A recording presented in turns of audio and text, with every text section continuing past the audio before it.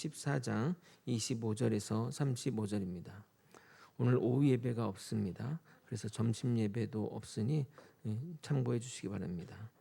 신약성경 120면 누가복음 14장 25절에서 35절입니다. 저와 번갈아 교독하고 마지막 절을 함께 읽겠습니다. 수많은 무리가 함께 갈새 예수께서 돌이키사 이르시되 물은 내게 오는 자가 자기 부모와 처자와 형제와 자매와 더욱이 자기 목숨까지 미워하지 아니하면 능히 내 제자가 되지 못하고 누구든지 자기 십자가를 지고 나를 따르지 않는 자도 능히 내 제자가 되지 못하리라. 너희 중에 누가 망대를 세우고자 할진대 자기의 가진 것이 준공하기까지에 족할는지 먼저 앉아 그 비용을 계산하지 아니하겠느냐. 그렇게 아니하여 그 기초만 쌓고 능히 이루지 못하면 보는 자가 다 비웃어 이르되 이 사람이 공사를 시작하고 능히 이루지 못하였다 하리라.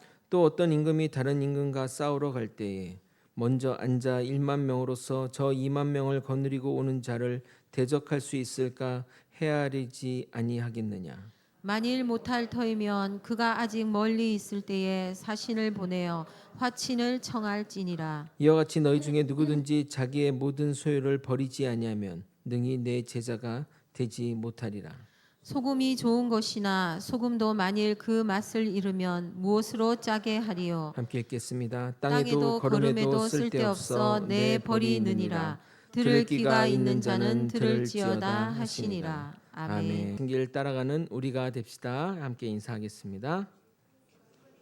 주님이 걸어가신 길로 따라가는 우리가 됩시다. 할렐루야. 사랑하는 거제 소망교회 성도 여러분, 한 주 못 배웠는데 참 오랜만에 뵙는 것 같습니다. 누가복음 설교한 지가 3주가 지나서 기억이 잘 안 나실 것 같아 간략하게 정리하고 들어가도록 하겠습니다. 예수의 대적들은 호시탐탐 예수를 올가매려고 권모술수를 부리지만 그때마다 예수님은 두려움 없이 진리를 선포하며 나아갑니다. 예수님이 말씀하시는 하나님의 나라는 세상 나라와 근본부터 다릅니다. 세상은 잘나고 똑똑하고 때로는 교만한 자들이 대우를 받지만 하나님의 나라에서는 자신을 낮추고 겸손하게 나아가는 자를 높이 주십니다. 그러므로 우리도 겸손하여 하나님 나라의 수준에 맞는 자가 되어야 할 것입니다. 그리고 우리는 하나님 나라 잔치에 초청받으려면 언제 부를지라도 준비가 되어야 할 것입니다. 무엇보다 하나님의 부르심에 순종하며 나아가야 합니다. 우리는 주님이 부르실 때 망설임 없이 바로 대답하며 나아가야 할 것입니다. 오늘은 예수의 제자도 예수가 되려면 어떤 마음의 자세와 준비를 해야 하는지 살펴보는 시간을 가지도록 하겠습니다. 본문에 언급된 비유의 의미와 소금의 역할에 대해 자세히 다루도록 하겠습니다. 제자로 부르시는 하나님의 소명에 주저함 없이 나아가는 저와 여러분이 되시길 예수 그리스도 이름으로 소원합니다. 제가 가장 존경하는 목회자 중에 한 분인 거제 출신이기도 하신 분이 바로 고 옥하는 목사님이십니다. 그분이 쓰신 평신도를 깨운다라는 책은 정말 여러 차례 읽었고 그 책으로 여러 차례 독서 토론을 할 정도로 저의 목회 철학을 정립하는 데 가장 큰 영향을 준 책이기도 합니다. 아직 우리 교회에서 제자 훈련을 제대로 접목하지는 않았지만 여건만 마련된다면 바로 제자 훈련을 하려고 합니다. 올해 누가복음을 강의 본문으로 채택한 것도 제자 훈련을 가장 잘 설명한 성경 본문이 누가복음이기 때문입니다. 고 옥하는 목사님의 제자 훈련은 90년대 후반과 2000년대를 휩쓸었다고 해도 무방할 정도로 교회나 모든 사람들에게 폭발적인 인기를 끌었습니다. 당시 이렇다 할 양육 프로그램이 없었기에 많은 교회가 제자 훈련을 목회 방법으로 채용했던 겁니다. 그러나 실제적으로 교회들이 제자 훈련을 한 궁극적인 이유는 사랑의 교회 부흥에 기인한 것이라 봅니다. 그러나 사실 사랑의 교회 부흥의 원인에 대해서는 제자 훈련이라기보다는 옥하는 목사님의 탁월한 강해 설교와 가장 많은 유동 인구를 자랑하는 강남에 위치한 교회, 그리고 당시 사랑의 교회 주변에 있던 충영교회 세습에 실망한 성도들이 대거 이동한 결과라고 사회학자들은 평가합니다. 실상 제자 훈련은 대형 교회와는 어울리지 않는 목회 철학입니다. 한 영혼이 천하보다 귀하다는 것에 집중하며 목회자가 소수의 사람을 양육하여 제자로 성장시키는 양육 시스템이기 때문입니다. 제대로 된 제자 훈련을 쉬지 않고 할지라도 한 목회자가 1년에 양육할 수 있는 사람은 최대 20명, 30명에 불과하기에 우리 교회와 같은 데서는 잘할 수 있겠지만 대형 교회에서는 맞지 않다는 겁니다.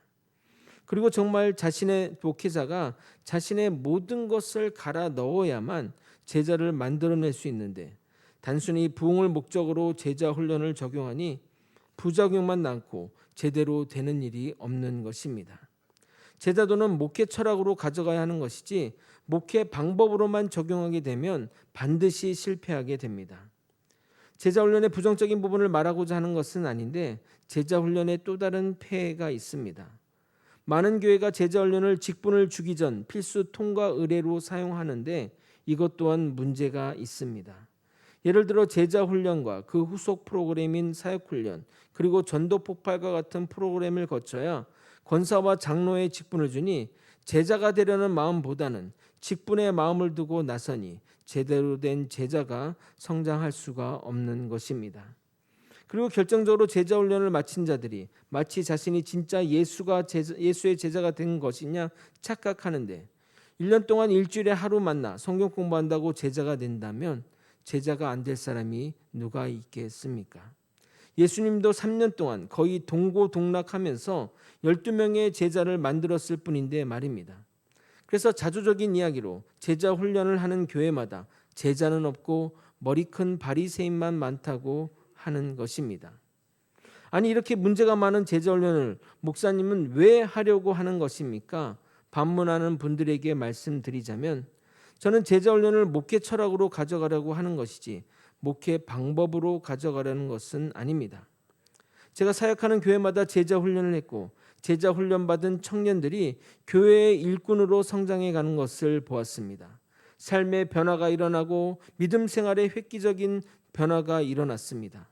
그래서 제가 교회를 떠난 지 꽤 오래되었지만 지금도 연락하며 서로의 신앙과 믿음을 도모하는 관계로까지 발전해 갔습니다. 이렇게 확실한 변화를 보았기에 저도 확신하는 것입니다. 하지만 다시 강조하지만 제자 훈련을 했다고 해서 제자가 되는 것은 아닙니다. 저 또한 제자를 만들기 위해 제자 훈련하는 것이 아니라 믿음의 진보를 위해서 하려는 것입니다. 예수의 제자는 평생에 걸쳐 이뤄내야 할 멀고 먼 길입니다. 이 이야기를 서두에 하는 이유는 제자라는 표현이 너무나 쉽게 교회 내에서 오용되고 붙여지는 현실에 대한 안타까움과 함께 오늘 설교와 깊은 관련이 있기 때문입니다. 제자, 그 찬란하면서도 두렵고 떨린 길을 본격적으로 살펴보도록 하겠습니다. 예수님이 하시는 말씀과 행동은 아무런 근거 없이 말씀하시는 것이 하나도 없습니다. 항상 본문 가운데 그 원인이 있습니다. 예수님을 주제로 한 영화들을 보게 되면 예수님이 12 제자와 함께 한적한 시골길을 다니며 이야기하는 장면들을 많이 볼 수 있습니다. 그러나 실제 예수님은 공생의 대부분 기간 수많은 무리와 함께 다녔습니다. 아니 정확히 말하면 수많은 사람들이 예수를 따라다녔던 것입니다. 물론 따라다녔던 목적은 달랐지만 스스로 예수의 제자라고 생각하며 따라다녔던 것입니다. 이런 상황 가운데 예수님이 이 말씀을 하시는 겁니다. 25절부터 27절을 읽어도록 하겠습니다.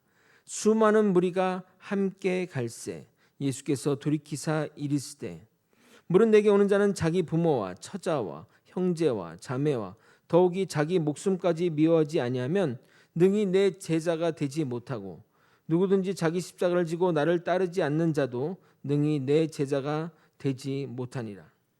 보통 따르는 무리가 많다면 일반적으로 그들에게 이렇게 이야기하지 않겠습니까? 여러분 모두가 제자가 될 수 있습니다. 열심히 저를 따라 살면서 영광의 그날을 맞이합시다 라고 말입니다. 그런데 예수님은 그들에게 여러분의 부모와 처자와 형제, 자매, 심지어 목숨까지 나보다 더 사랑하면 내 제자가 되지 못합니다 라고 말씀하시는 것입니다. 만약 우리 교회 성도가 되겠다고 사람들이 몰려왔는데 제가 여러분 똑바로 신앙생활 안 할 거면 우리 교회 오시지 마십시오. 온다고 다 등록시키지 않습니다. 철저한 교리 문답 후에 검증을 거쳐 등록교인으로 받겠습니다 라고 한다면 대번 미쳤다고 난리가 날 것이고 왔던 성도들 다 떠날 것입니다. 그런데 지금 예수님이 지금 그렇게 말씀하시는 겁니다. 실제 따르는 무리 중에 가족보다 심지어 자신의 목숨보다 더 예수를 사랑하는 자가 얼마나 되겠습니까? 12명의 제자도 아직은 그 수준에 미치지 못했을 것입니다. 특히 27절에 언급된 자기 십자가는 예수님이 짊어진 피의 십자가, 순교의 십자가를 말하는 겁니다. 그런 십자가를 누가 짊어질 수 있겠습니까? 사실 저도 그렇게 십자가에 매달릴 것을 강요받는다면 정말 이 목회의 길을 심각하게 고민할 것 같습니다. 여기 계신 모든 분들이 다 그렇지 않습니까? 대부분 예수 믿고 복받고 은혜 받으러 왔지 고난과 핍박, 더 나아가 순교까지 해야 한다면 여기 이 자리에 앉아있을 사람이 누가 있겠냐 이 말입니다. 한번 손 들어보세요. 나는 순교 각오하고 교회 다니는 분 있습니까? 나 죽어도 좋다. 순교 원하는 분 있습니까? 당장 미얀마로 보내드리도록 하겠습니다. 비행기 티켓 사드려서. 예수님은 왜 이렇게 말씀하시는 것일까요? 예수님의 이 말씀은 자신을 따르는 자들을 겁주려고 말씀하는 것이 아닙니다. 실제 그 말씀대로 제자들은 그 길로 나아갔습니다. 사도 요한을 제외하고 다 순교의 길을 갔으며 사도 요한은 죽지는 않았지만 유배지에서 생을 마감하게 됩니다. 아마도 그에게는 요한계시록을 기록하는 사명이 남았기에 그에게 시간을 더 준 것이라 생각됩니다. 당연히 제자들 모두 가족과 모든 관계가 절연된 채로 죽어갔을 것입니다.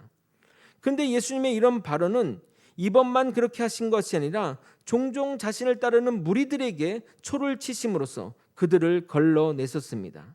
단지 그렇게 말씀하시는 이유는 따라다니는 무리가 귀찮아서가 아니라 진짜 제자의 길이 무엇인지 알려주기 위해서입니다. 요한복음 6장에 보게 되면 오병이어의 기적을 펼치고 예수를 따르는 무리들이 수없이 몰려왔습니다. 그렇지 않겠습니까? 오병이어의 기적을 봤는데 따라갈 사람이 누구겠습니까? 예수를 따라갔던 것입니다. 그런데 그 무리들에게 나를 먹는 자가 사는 것이며 살리는 것은 영이고 육은 무익하다 하시며 떡을 보고 따라오지 말라고 하시자 사람들이 떠나가는 장면들이 기록되어 있습니다. 다 읽지는 않고 부분적으로만 읽도록 하겠습니다. 요한복음 6장 63절, 65, 66절. 살리는 것은 영이니 육은 무익하니라. 내가 너에게 이른 말은 영이요 생명이라. 또 이르시되 그러므로 전에 너희에게 말하기를 내 아버지께서 오게 하여 주시지 아니하시면 누구든지 내게 올 수 없다 하였노라 하시더라. 그때부터 그의 제자 중에서 많은 사람이 떠나가고 다시 그와 함께 다니지 아니하더라. 물론 무리들에게 제자의 길이 어떤 것인지를 알려주는 것은 좋은데 한 가지 의문이 드는 것이 있습니다. 왜 이렇게까지 사람들의 길을 죽이려 하시는 것인지 또는 사람들을 몰아내는 이야기를 하시는 것인지 너무 많은 이들이 같이 다니면 그들을 책임지기에 부담이 되어서 그렇게 하시는 것일까요? 아니면 그렇게 사람들을 몰고 다니면 바리새인들의 공격을 더 받을까 봐 그렇게 하시는 것일까요? 아니면 무리들의 마음을 아시기에 그들 가운데 있는 욕심 가득한 그들의 모습이 보기 싫어서 그렇게 하시는 것일까요? 그 이유는 이어지는 두 가지 비유를 통해 확인할 수 있습니다.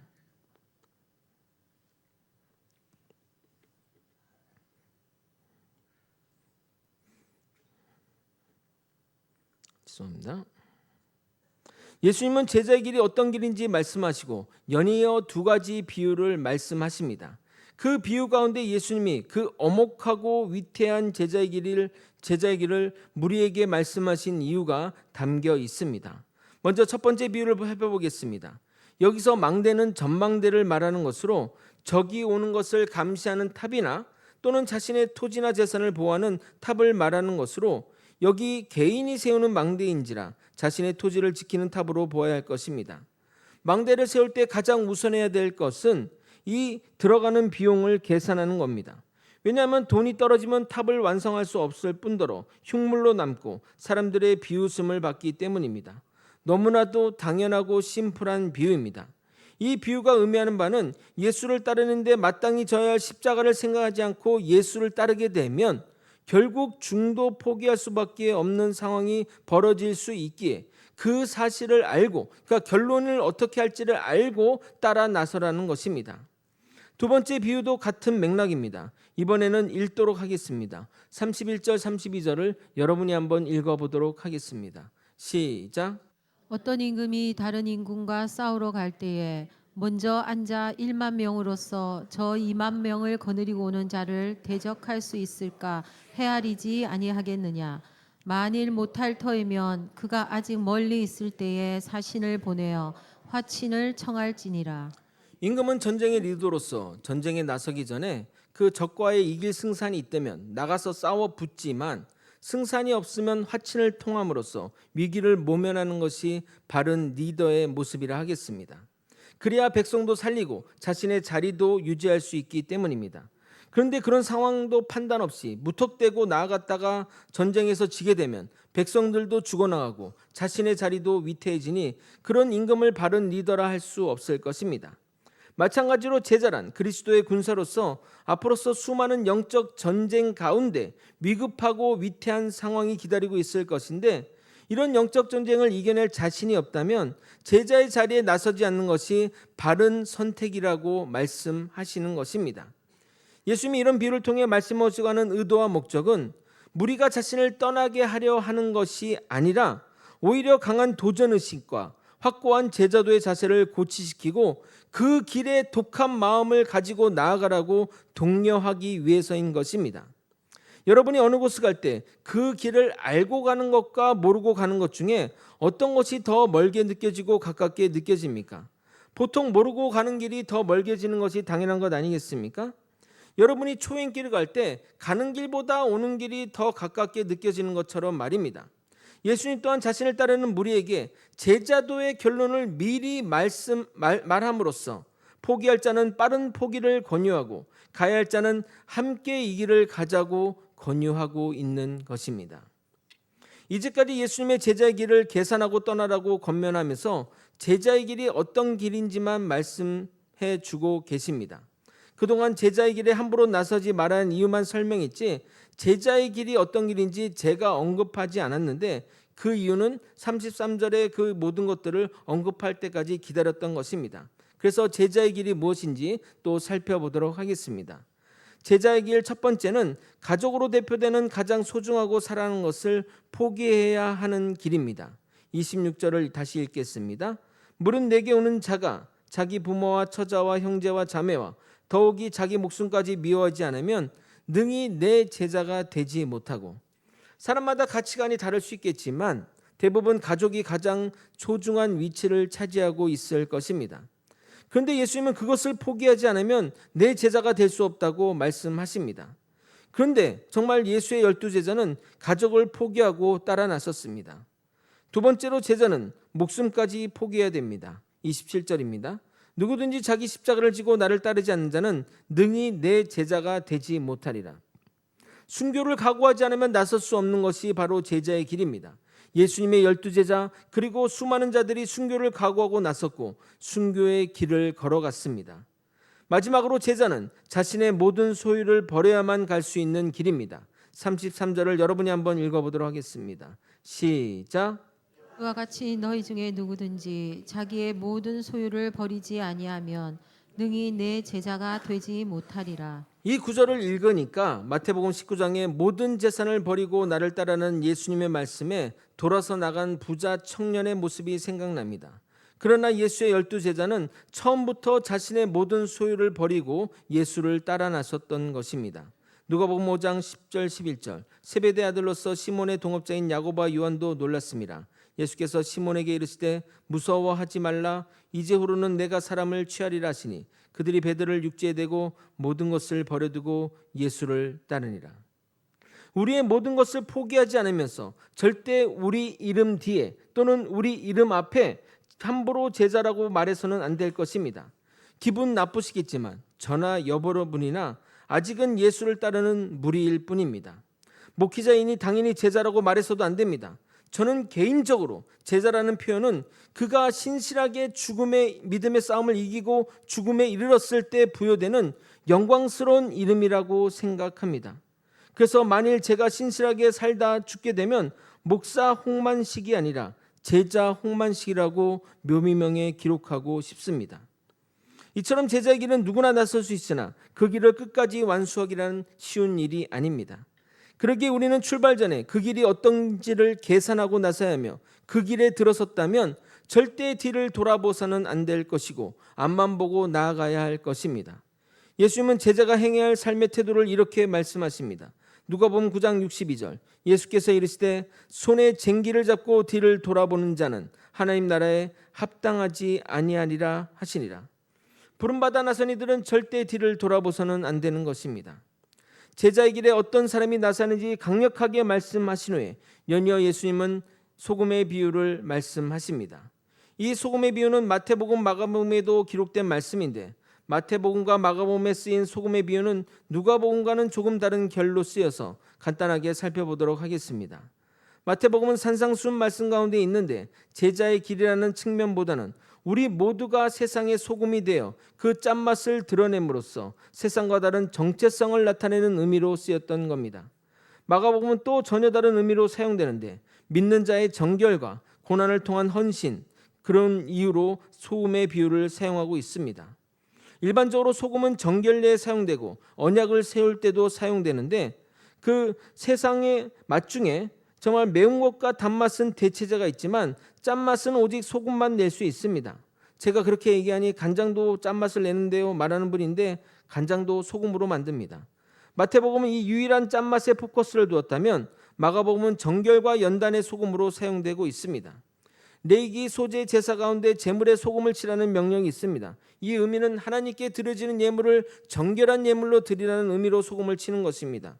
그런데 제물이 아닌 사람에게 정결해지라고 소금을 치니 불의 연단을 통한 정결함을 이야기하는 것입니다. 우리 시대와 달리 당시 소금은 화폐로 쓰일 정도로 귀한 물건이었습니다. 그래서 언약을 맺을 때 소금을 두고 맺는 의식이 있었던 것입니다.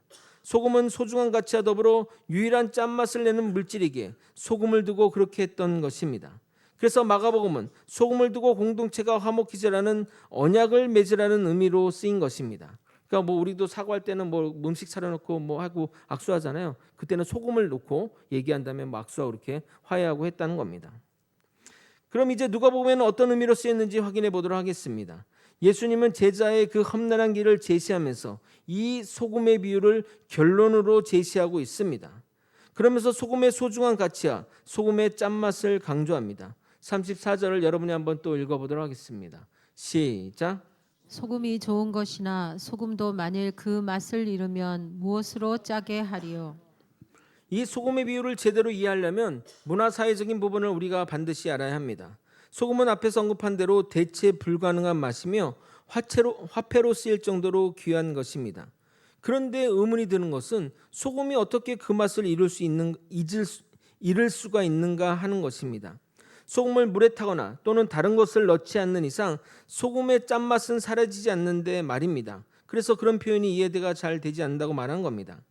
그러나 이것을 이해하려면 당시 염전 기술을 알아야 합니다. 지금과 같이 바닷물을 정제해서 소금을 정제하는 기술이 그 당시에는 없었습니다. 우리나라에도 염전 기술이 일제강점기 때 대만에서 수입하기 전에는 다른 방식으로 소금을 얻었으니 말입니다. 당시 소금을 채취하는 방법은 돌에 있는 소금을 긁어서 사용하였던 겁니다. 그러다 보니 순수한 소금보다는 불순물이 많이 첨가된 소금을 얻게 되는 경우가 많았습니다. 그런데 그런 소금을 보고마다 비가 들이쳐 물이 들어가 소금기가 빠져버리면 모양은 소금인데 소금의 짠맛을 전혀 내지 못하는 소금이 되는 겁니다. 결국 그 짠맛을 잃은 소금은 어떻게 되겠습니까? 어디에도 쓸데없어서 버려지는 소금이 되는 겁니다. 35절입니다. 땅에도 거름에도 쓸데없어 내버리느니라. 들을 귀가 있는 자는 들을지어다 하시니라. 즉 예수님이 제자도의 결론으로 이 소금의 비유를 드는 것은 제자란 언약적 충성, 변함없는 믿음, 세상 속에서의 정결함과 구별됨, 그리고 세상의 부패를 막는 영향력을 끝까지 유지하며 나아가는 의미로 이 소금의 비유를 이야기한 것입니다. 제자라면 이렇게 돼야 된다. 맛을 잃지 않고 그 맛을 끝까지 유지해 가야 된다라고 이야기하시는 겁니다. 사랑하는 거제 소망교회 성도 여러분, 예수님은 우리에게 제자의 길이 어떤지 제시하며 함부로 나서지 말라고 경고하십니다. 그러면서 제자 길을 끝까지 완수하라고 맛을 잃지 않는 소금이 되라고 권면하십니다. 아마 이 말에 많은 이들이 떠나갔지만 주의 길을 걸어가려는 자들에게는 누구보다 선명하고 누구보다 용기를 주는 말씀임에 틀림없습니다. 제자가 되려는 자는 제자가 어떤 결론을 맞는지 알고 단호한 마음으로 나서고 제자가 되어서는 절대 변질되지 않고 그 길을 끝까지 묵묵히 걸어가야 할 것입니다. 말씀을 정리하겠습니다. 예수님은 자신을 따르는 수많은 무리에게 제자의 길이 어떤 길인지 말씀하십니다. 그 길은 자신의 소중한 것을 포기하며 나서는 길이며 심지어 목숨까지도 내어놓아야 하는 길이며 자신의 재산까지 포기하며 나서는 길입니다.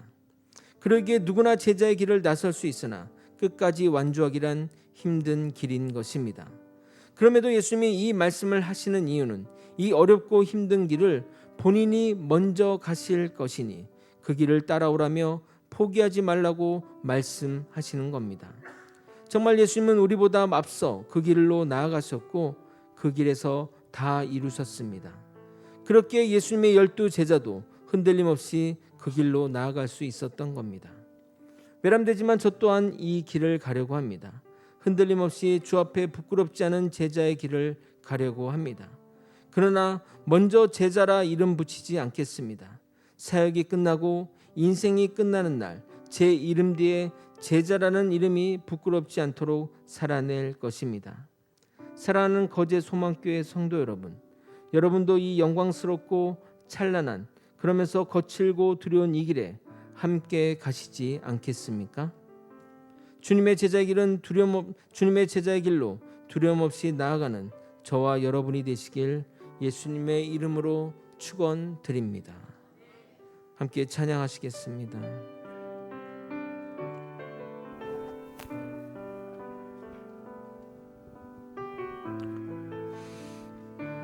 주의 자녀로 산다는 것은 주의 자녀로 산다는 것은 불 가운데로 걸어가는 것, 그 속에서 신실하게 날 지키시는 그 손길을 경험하는 것. 주의 자녀로 산다는 것은 주의 자녀로 산다는 것은 바다 위로 걸어가는 것, 내 온몸을 덮쳐오는 폭풍 속에서 잠잠히 주 바라보는 때론 불 가운데 때론 불 가운데 휩싸일 때도 폭풍 가운데 무너질 때도 주님 내 곁에 함께 하시네. 가장 가까이에 함께 하시네. 주의 자녀로 산다는 것은 주의 자녀로 산다는 것은 나도 그들을 용납하는 것, 주 나를 위해 달리신 십자가 사랑, 그 사랑으로 살아가는 것. 주의 자녀로 산다는 것은 주의 자녀로 산다는 것은 주님과 함께 동행하는 것,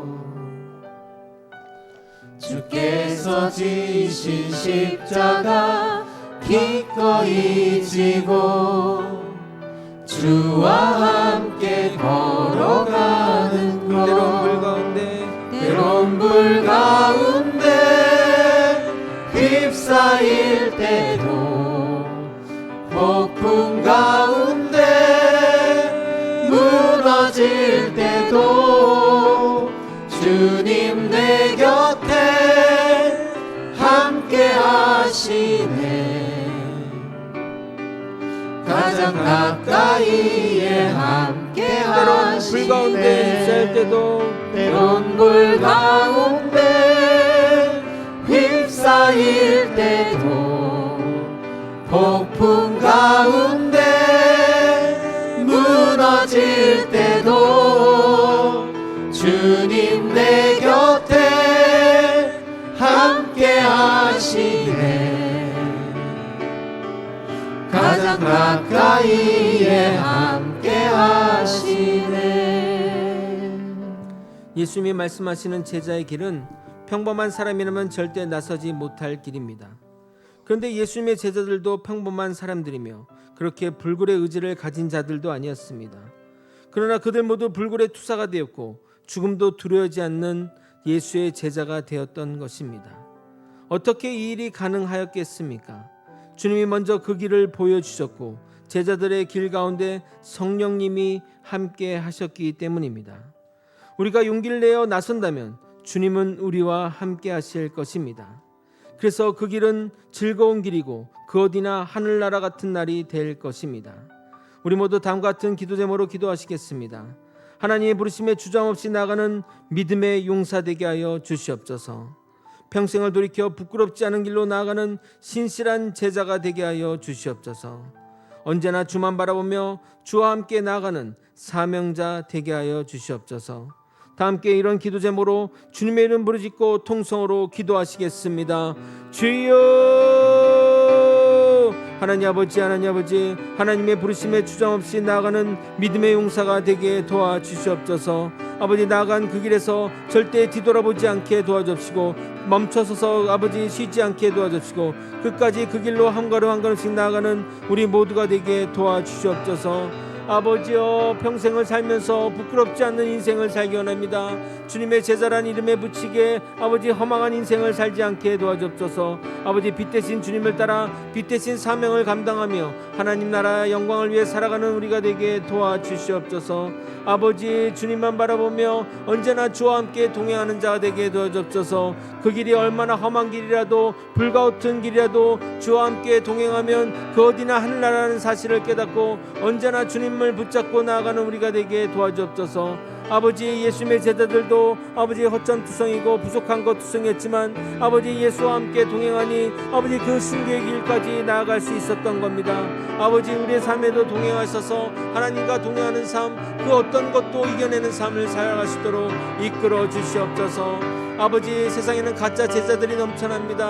아닙니다. 저는 정말 주님만 따르는 자가 되기 원합니다. 그리고 그렇게 살아냈을 때 제자라는 이름이 붙여지는 아버지 그 영광의 길로 우리를 인도하여 주시옵소서. 정말 말씀 따라 순종하며 살아가는 우리가 되게 도와주시고 언제나 주님만 바라보며 살아가는 우리가 되게 도와주옵소서. 흔들림 없이 살아가는 믿음의 길 가운데 아버지 변질되지 않게 도와주시고 변절되지 않게 도와주시며 배약하는 자가 되지 않으며 오직 주님의 말씀 가운데 살아가는 순수한 영혼, 순결한 영혼이 될 수 있도록 이끌어 주시고 인도하여 주시옵소서.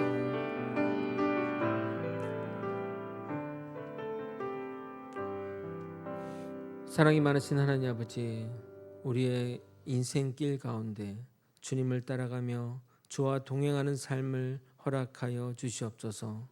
아직은 우리가 무리일 뿐이지만 주님 끝까지 가신 길 따라가며 주의 제자로 거듭나는 아버지 우리가 되게 하여 주시옵소서. 그 길에 반드시 주님이 함께 하셔야 됩니다. 우리 힘으로는 이 길을 갈 수 없으니 오직 주만 의지하며 나아가는 우리 모두가 될 수 있도록 이끌어 주시옵소서. 그래서 평생을 돌이켜 부끄럽지 않은 아버지 인생의 길로 나아가는 신실한 제자 되게 하여 주시옵소서. 우리에게 주어진 사명을 다시 한번 생각하며 주의 길로 나아가는 우리 모두가 되기를 소망하며 감사드리며 이제는 우리 구주 예수 그리스도의 은혜와 하나님 아버지의 크신 사랑과 성령 하나님의 감동 감화 교통 역사하시는 귀한 은총이 제자라는 놀라운 초대 앞에 주만 바라보며 발을 내딛는 믿음의 성도님 머리 위에, 그 가정 위에, 그리고 거제 소망교회 위에 이제로부터 영원히 함께 있을지어다. 아멘. 아버지,